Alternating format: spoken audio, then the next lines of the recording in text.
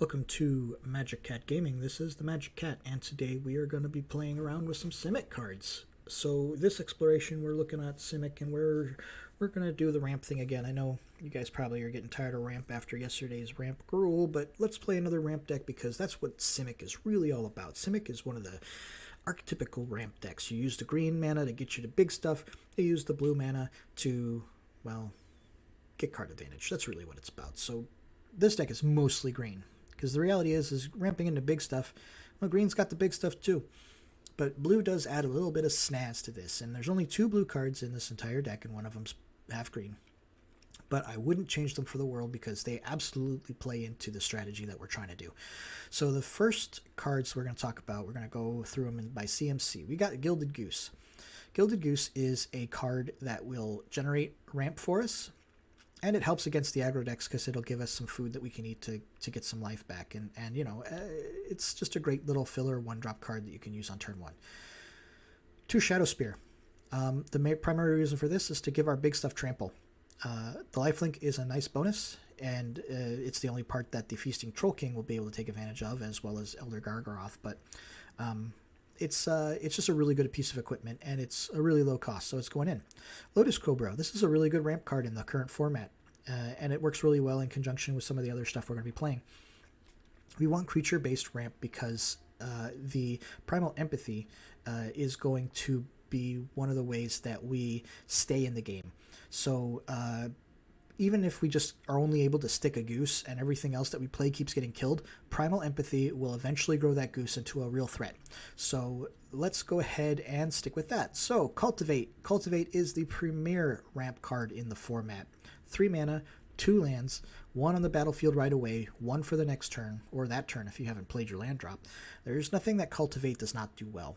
And you can play it on turn 2 with the goose. So again, pretty good, and it doubles well if you've got the Lotus Cobra on the field. So if you're turn 2 Lotus Cobra, turn 3 Cultivate means that you are going to have another 2 mana that you could use for something else, because of the 2 land drops that you'll hit off of that. Not to mention the land that you played off of the Cultivate could theoretically get the mana as well in the next turn. So like the Lotus Cobra works really well with Cultivate and with other cards that put lands directly on the battlefield, including Migratory Greathorn.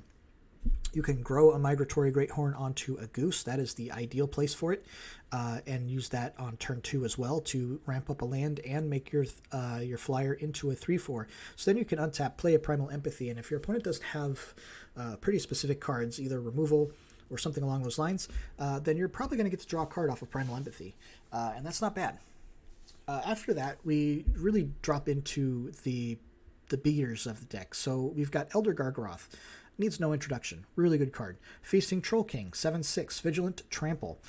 Just a really great card for the cost, and it also has the ability to put food on the field and come back from the graveyard by eating that food. So that is another reason why Goose is really good in this list, because we are going to be able to take advantage of extra food that's lying around in the mid to late game. So Feasting Troll King, excellent addition. Kogla. Kogla is our removal, and it is also a way for us to blow up our artifacts and enchantments by attacking, which is what we want to do anyways. We don't have any humans in the deck. We're never going to be able to use that indestructible keyword. If you want to, you could maybe throw in a human or 2 in there, but without, like, say, the human package that gets used for adventures, I don't really think that it's worth doing. We've got Kiora, Best of Sea God, which is not actually a creature per se, but it is 7 mana for an 8/8 blue Kraken with hexproof. And the fact that it's not a creature means that if they're holding up an Essence Scatter, this gets past that. Then it has the ability to tap all non-land permanents the opponent controls, and they don't untap. So that sleep phase means that if you cast this after having cast a Troll King and a Kogla, there's a really good chance that they just die, because they won't be able to chump anything, they won't be able to block. And then they gain control of target permanent and opponent controls, untap it. That last is just like the gravy. Like, honestly, if you haven't won at that point, then that gives you another chance at it, because you can take their best permanent and hopefully make some good use out of it. Now here's the tech of the deck, the Cragplate Baloth. This is a 7 mana 6/6 that you can kick to turn it into a 10 mana 10/10. And that is pretty good for a hexproof haste creature. That is a really important tagline there. This has haste. Now, if you have the mana to Shadowspear it up as well, which, interestingly enough, if you had, say, 9 mana but not 10, you could have this as a 7/7 haste trample lifelink. Hexproof. And that is really, really good. Now, this deck has more than enough lands and enough ramp to get to where you will be able to cast this with Kicker. And so I feel that it is going to be a really good answer to a lot of the control decks in the format. They have to have a sweeper or they are not going to be able to do anything about it. We've got 2 Turntimber Symbiosis. Now, this is basically just a Hail Mary, hey, look, let's dig for another one of our things. It won't hit the Kioras, but it'll hit a Kogla, it'll hit a Feasting King, Gargaroth, Cragplate Baloth. Cragplate is what we're really looking for with that. And of course, it can be a land if we need it to be. We've got 2 Castle Vantress for the scrying. We've got some basics. We've got the Temple of Mystery. Again, scry lands, really good. We've got Fabled Passage, which is good for the land triggers on the Lotus Cobras. If the land you play with Lotus Cobra to cast the Cultivate is a Fabled Passage, then you can do a lot of crazy stuff and maybe cast another 3-drop. You could probably get 2 Cultivates on turn 3 that way. Just crazy stuff. The Bonders Enclave, last card of the deck. Basically, we're intending to have a big fatty fat creature on the deck. This is a little bit of backup in case we don't have a Primal Empathy. This will give us an opportunity to keep drawing stuff. So we get a threat. We use Bonders Enclave to draw cards as long as that threat's around. And then we, play another threat if they kill our threat. So that's the way this deck's supposed to run. Let's run a couple games and see how it goes.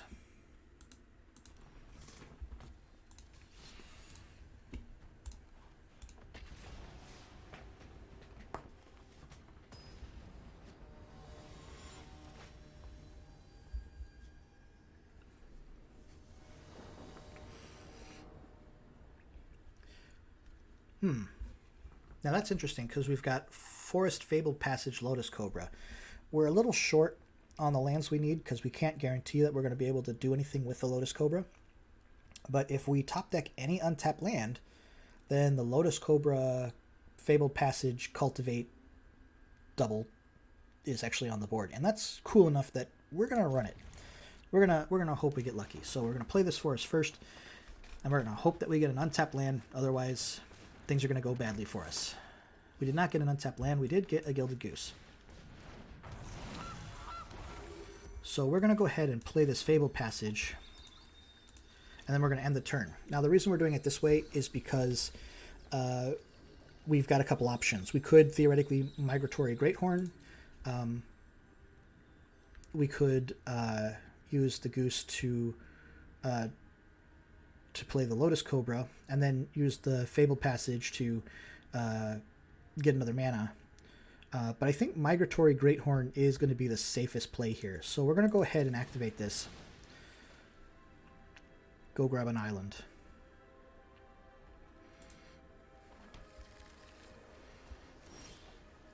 Okay, now we did get our land, which is not really going to change what I do other than to say, now I don't have to tap down my Goose.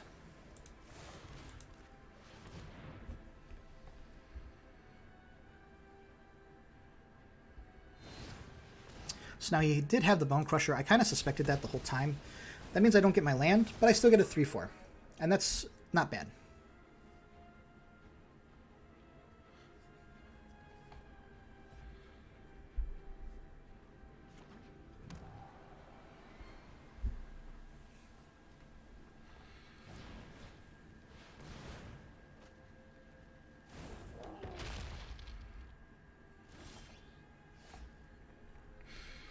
All right, our best draw there would have been another Fabled Passage, but we didn't get it. So what we're going to go ahead and do here is Cultivate. We're going to grab a couple forests. One of those is going to go on the field, one in the hand. And we could play it, but the reality is that we're not getting a whole lot of anything out of that, so we're going to hold off until we can Lotus Cobra it, get some extra value.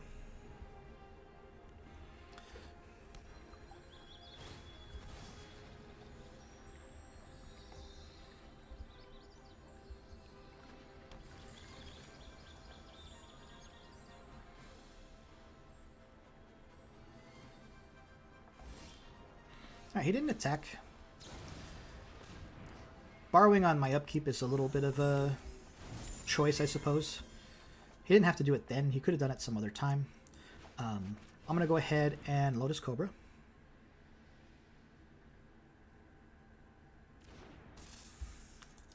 And see, that the reason is because Migratory and the way that Mutate works is pretty good if I have a creature to play on it. So, Lotus Cobra comes down. We're going to go ahead and hit that for green. We don't need anything but green. We're going to use that plus 2 other mana to Cultivate.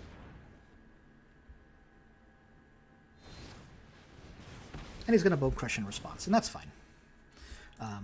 We've got all the land we're ever going to need. We're mostly just trying to pull it out of the deck. And we're going to play a Goose. And now if he doesn't answer the Goose, I can still Migratory. And if he doesn't, I've got the Feasting Troll King, which is honestly going to be probably good enough. He needs to get that double damage thing going if he's going to really get anywhere.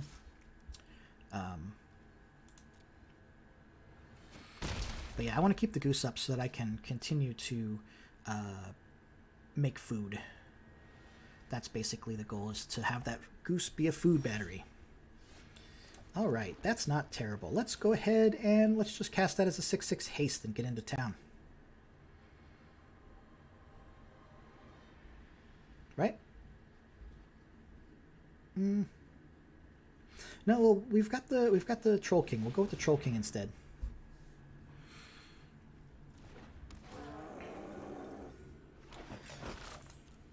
This is going to force him to have an answer for the Troll King. And then next turn, the Cragplate can come down and do mean things. So he's going to cast that, draw a bunch of cards. The hexproof on the Cragplate is going to be very relevant, because he's got cards for days. He's going to have a lot of answers, but not a lot of them are going to actually be able to answer a 6/6 hexproof.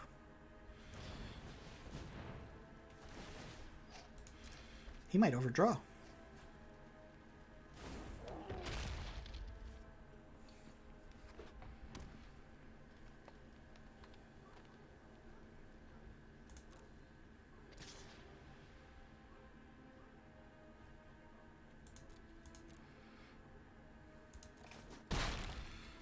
Yep. He did not overdraw, so let's see if he's going to use the 3 mana to get his Obosh.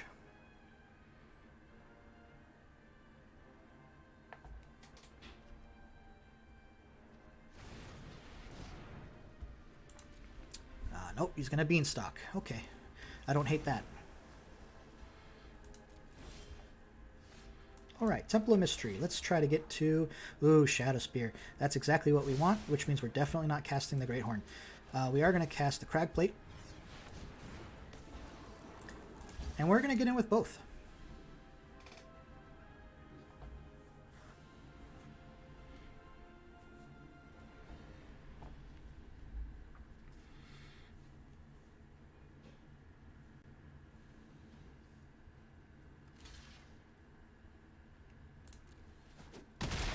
That is an excellent double block. I have no problems with that.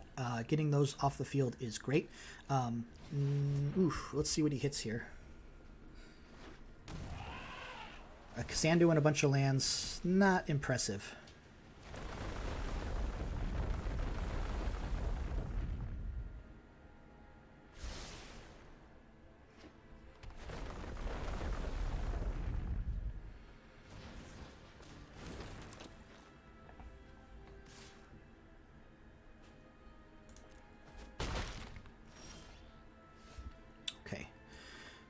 So now that we've got the Shadowspear in our hand, we're going to go ahead and use the Mutate to go onto the Goose.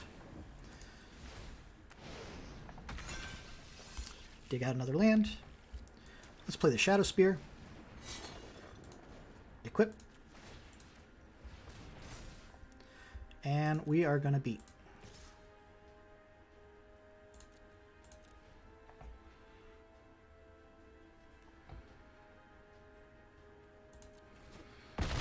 Okay, he goes down to 5. I go up to 18. That is a big life swing. And now his Brazen Borrower can be blocked and killed by the Migratory Greathorn. He's got another ultimatum. That's fine. Let's see what he hits. A lot of creatures this time. Including Terror of the Peaks, which I believe is going to see everything else enter, which means he's going to get to do a lot of damage.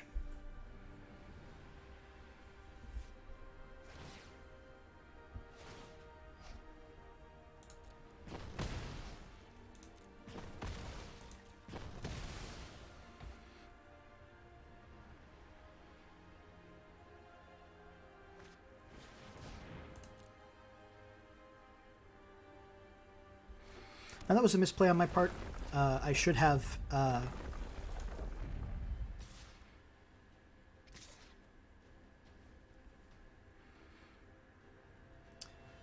yeah, no, that's not lethal as it stands, so I'm just going to go ahead and go to 3. I should have made food with the bird before it died. Because that would have given me some... stuff. Anyways, we're just gonna beat. He's got to block with stuff. The question is, what does he block with? I'm gonna gain life in response. I've got enough mana to eat most of that food.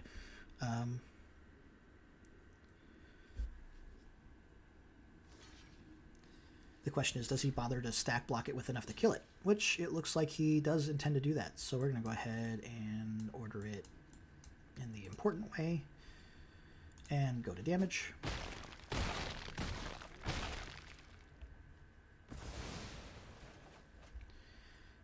Bring back the king.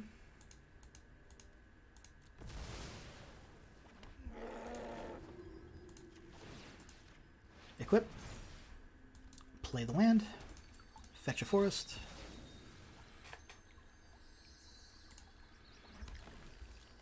And the turn. Now, barring anything else, he's going to be attacking us for at least 14 in the air. Let's see if this is a good hit or not. No, that's going to be game. That is game. Couldn't handle 3 in a row.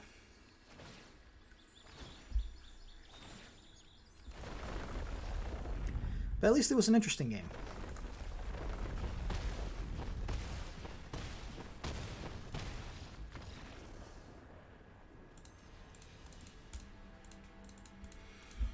That could have gone differently.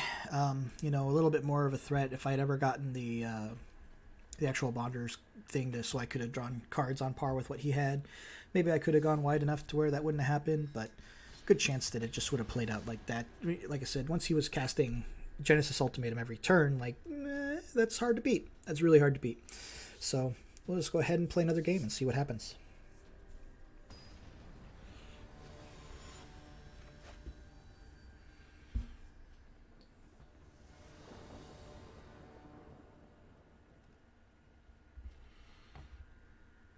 Got a Temple of Mystery, Cultivate, and a Turntimber Symbiosis. We can take 3 to hurt ourselves to put the Goose on the field and have a chance at a turn 2 Cultivate. Or I think what will actually happen is we'll play the Temple first and then do a turn 2 turn 3 Cultivate. We're going to keep it.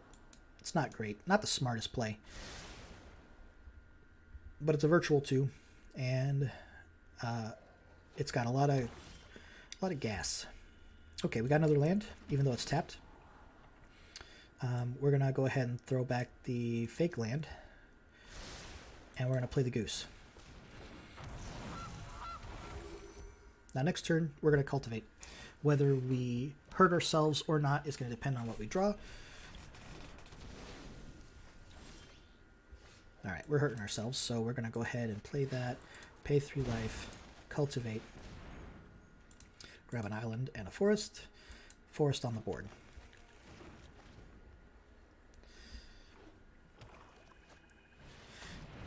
Alright, this Luris deck is going to have a real problem with what we are intending to do, which is to say, play a hexproof creature. So let's go ahead and get that down.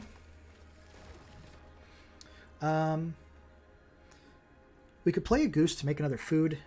It's not going to be relevant because he can literally just kill it with the dead weight that's in the yard. But we don't really have any other use for the card at the moment anyways.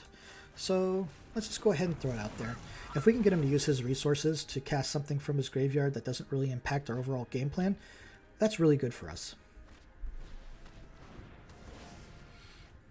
So now he's on a virtual 3 again. Oof.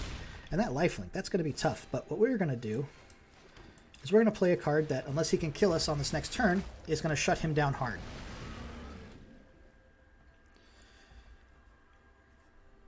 So on the next turn, his stuff gets tapped, and it's going to stay tapped. So he can hit us for 6, and he might be able to power it up and hit us even more. But unless he kills his own Lurrus, we're going to steal it. That'll put us to 2. And he can force us to sack the, and he can force us to sack that, which he's going to sack the Eidolon as well. But all his stuff is going to get tapped down, and so unless he's got another hasty guy, we're going to be okay. Oh, he's sacking that one. Interesting. Now we don't actually have any kind of like haste per se. We could eat some food to stay alive, and I think that keeping that option open is what we need to do. So we are going to play a Lotus Cobra, and we are going to Migratory Greathorn onto it.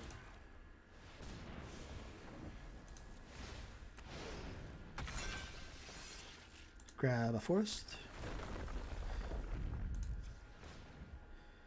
And we're going to go ahead and eat now.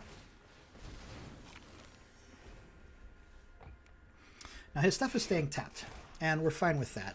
He's got another Rankle, but that by itself, you know what, I guess that would be lethal. So keeping up both food would have been necessary, because he's going to have us lose a life and draw cards. So we almost played around the Rankle. If we had gotten to steal the Lurrus and attack, you know, have it as a blocker, we would have been in that game.